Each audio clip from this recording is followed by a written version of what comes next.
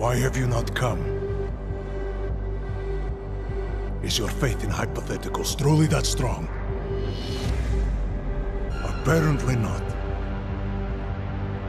You have made the right choice, brother. Why should so many die so loudly, when a far more subtle message can be sent? To achieve my mission, I only need Brown and his guests to die. And you, of course. Now show yourself!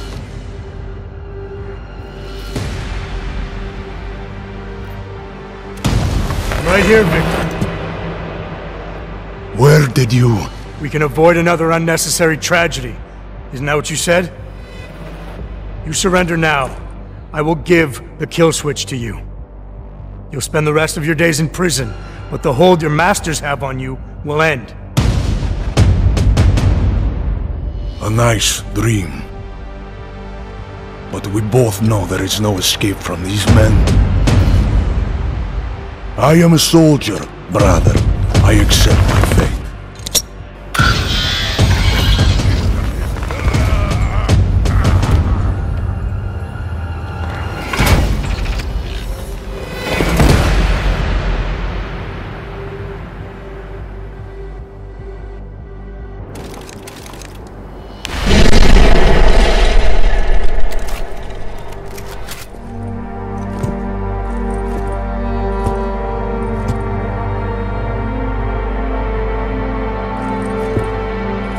McCready, it's over.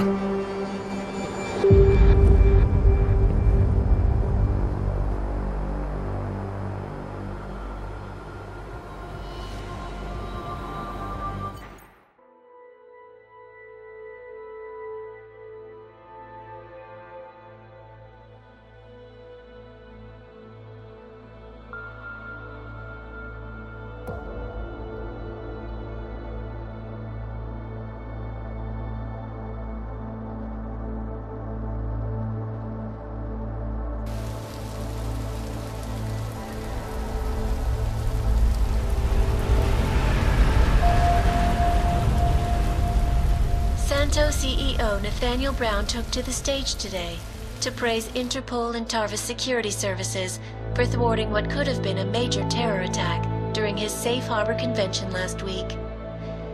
Interpol has confirmed that a group of radical terrorists linked to the Augmented Rights Coalition wired the residential towers surrounding Apex Center with enough explosives to destroy 2 city blocks.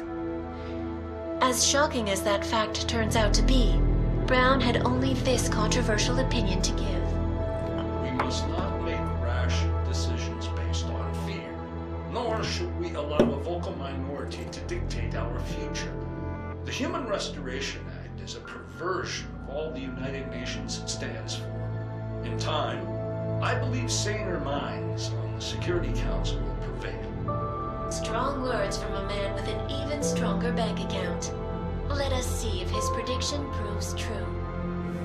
This is Eliza. Hey, are you even listening to this? Live We won! from Pike. Did we?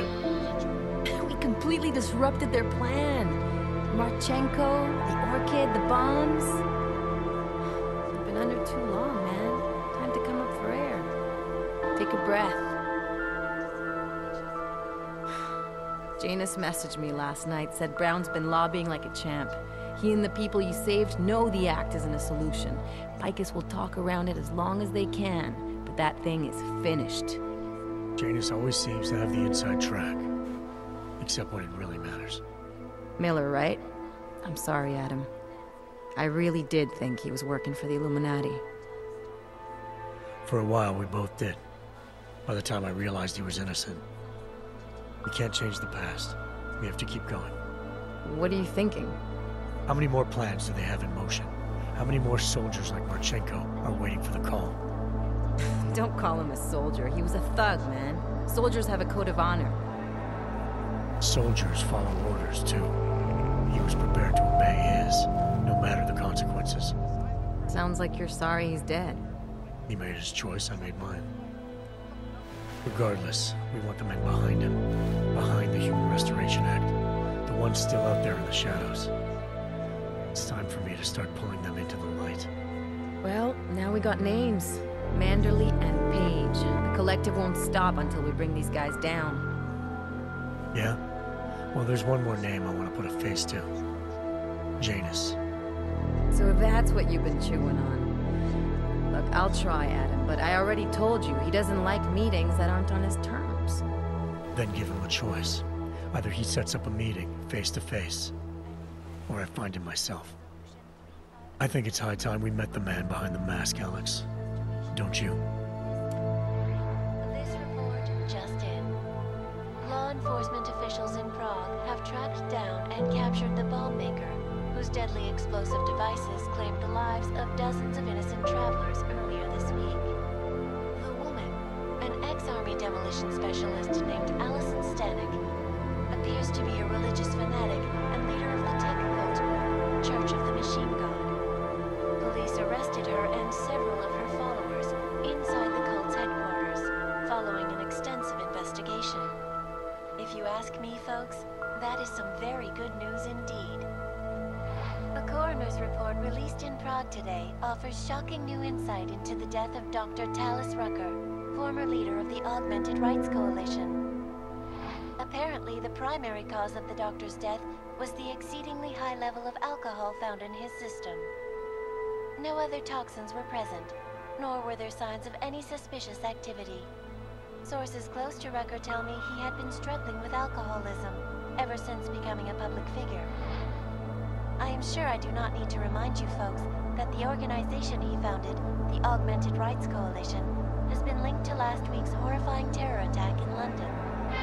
It seems not so long ago that Dr. Talis Rucker was on this very program, trying to convince all of us that his Augmented Rights Coalition was a non-violent organization. Today, of course, we are all a little bit wiser. It did not take long for ARC to reveal its true colors once Dr. Rucker was dead. Since last week's attack, the United Nations has officially labeled ARC a terrorist organization. As we speak, brave state police officers in the Czech Republic are raiding ARC-controlled compounds inside the Udelek complex. We can only imagine what instruments of terror they will find. The Diwali criminal organization is under intense scrutiny this evening for their role in the London attack. Evidence uncovered by Interpol indicates that high-ranking members of the chapter in Prague supplied weapons and logistical support to ARC terrorists. Sources close to the Diwali tell me that 2 of their highest-level members in Prague were killed recently, leaving the local chapter there in disarray. How will the power vacuum affect Interpol's investigation into the Diwali ARC connection? More importantly, who will be made to respond to these charges? Join the online discussion and let us know what you think. News out of Paris today, where a sharp rise in illegal underground publications may have links to a prison escape recently orchestrated in Prague. Last week, Czech state police were holding members of the underground news group Samizdat on charges of disturbing the peace, human trafficking, and media terrorism. The radicals escaped their holding cell, however, and are believed to have subsequently made their way deeper into Western Europe. Shortly after their escape, a radical publication called Silhouette began appearing throughout France. Has Samizdat rebranded itself as Silhouette? I am sure you will agree with me on this one, folks, no matter what name these people go by.